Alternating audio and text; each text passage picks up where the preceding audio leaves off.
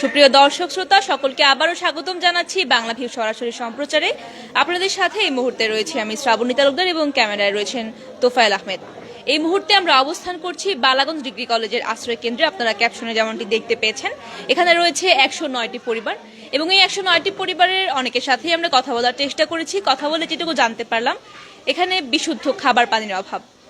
খাবার বা খাদ্য সামগ্রী পর্যাপ্ত পরিমাণে ওনারা পাচ্ছেন, কিন্তু বিশুদ্ধ খাবার পানি এখানে পর্যাপ্ত পরিমাণে পৌঁছাচ্ছে না। ফলে ওনারা মোটরের পানি বা যেটা মেশিন দিয়ে তোলা হচ্ছে এটাই ওনারা পানীয় হিসাবে পান করছেন। এবং সবচেয়ে বড় একটা সমস্যা এখানে রয়েছে, সেটা হচ্ছে টয়লেটের সমস্যা। টয়লেটের অপর্যাপ্ততা রয়েছে এবং সেই সাথে ঠিকমতো পরিষ্কার করা হচ্ছে না, এটা ওদের একটা বড় ধরনের সমস্যা। আপনাদেরকে এখন আমরা ঘুরে দেখানোর চেষ্টা করব সার্বিক পরিস্থিতি, সাথেই থাকুন। আপনারা যেমনটি দেখতে পাচ্ছেন, এখানে অনেক শিশু রয়েছে। এই আশ্রয় কেন্দ্রে আশ্রয় নেওয়া 109টি পরিবারের মধ্যে বেশিরভাগই হচ্ছে শিশু, বৃদ্ধ সহ মধ্যবয়স্ক এবং প্রায় সব বয়সের মানুষই এখানে রয়েছেন।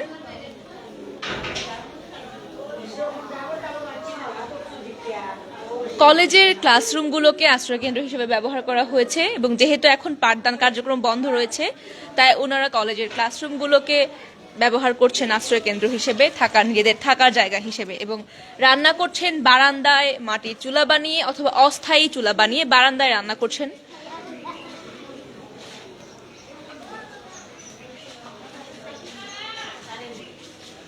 আপনারা দেখতে পাচ্ছেন সামনেই কলেজ প্রাঙ্গণটি পানিতে প্লাবিত হয়ে গিয়েছে এবং পানিতে প্লাবিত হয়ে যাওয়ার কারণে ওনারা এখনো ওনাদের বাড়িঘর থেকে পানি নামতে শুরু করলেও ঘরে ফিরে যাওয়ার মতো অবস্থা এখনো কারোরই হয়নি, যার কারণে তাদেরকে এখনো আশ্রয় কেন্দ্রে অবস্থান করতে হচ্ছে। গত বৃহস্পতিবার থেকে প্রায় 6 দিন যাবৎ ওনারা রয়েছেন এই আশ্রয় কেন্দ্রে এবং বন্যা পরিস্থিতি স্বাভাবিক না হওয়া পর্যন্ত তারা ফিরে যেতে পারছেন না। সুপ্রিয় দর্শকরা, আপনারা দেখতে পাচ্ছেন কলেজটি অনেক বড় এবং এখানে কলেজটি বড় হওয়ার কারণে প্রায় 109টি পরিবার এখানে আশ্রয় নিতে পেরেছে। এখন আমরা আপনাদেরকে দোতলার দিকে গিয়ে দোতলার যে আরো যারা রয়েছেন তাদের অবস্থা দেখানোর চেষ্টা করব। এতক্ষণ আমরা দেখছিলাম কলেজটির নিচতলায় যারা আশ্রয় নিয়েছেন তাদেরকে, এখন আমরা দোতলায় যাচ্ছি এবং আপনাদেরকে দেখানোর চেষ্টা করব দোতলায় মানুষজন কেমন পরিস্থিতিতে রয়েছেন।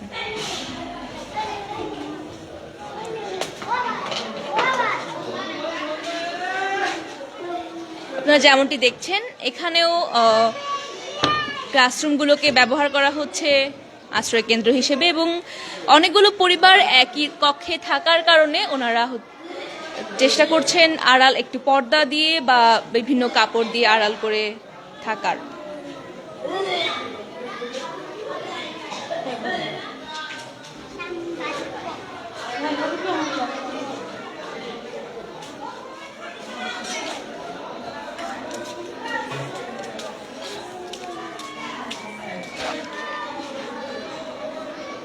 আপনারা দেখতে পাচ্ছেন এখানে অনেকেই রয়েছেন। আমরা দোতলা থেকে আপনাদেরকে পুরোটা কলেজ প্রাঙ্গণ একটু দেখানোর চেষ্টা করব।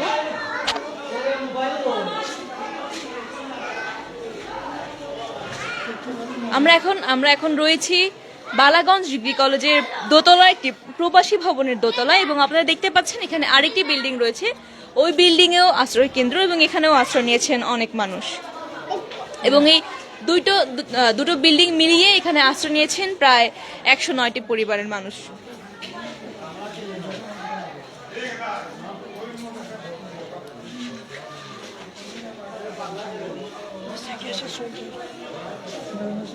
সুপ্রিয় দর্শক শ্রোতা, আপনাদেরকে এতক্ষণ দেখানোর চেষ্টা করছিলাম বালাগঞ্জ ডিগ্রি কলেজ আশ্রয় কেন্দ্রের মানুষের অবস্থা। এতক্ষণ সঙ্গে থাকার জন্য সকলকে অসংখ্য ধন্যবাদ। সবাই ভালো থাকুন, সুস্থ থাকুন এবং চোখ রাখুন বাংলাভিউর পর্দায়।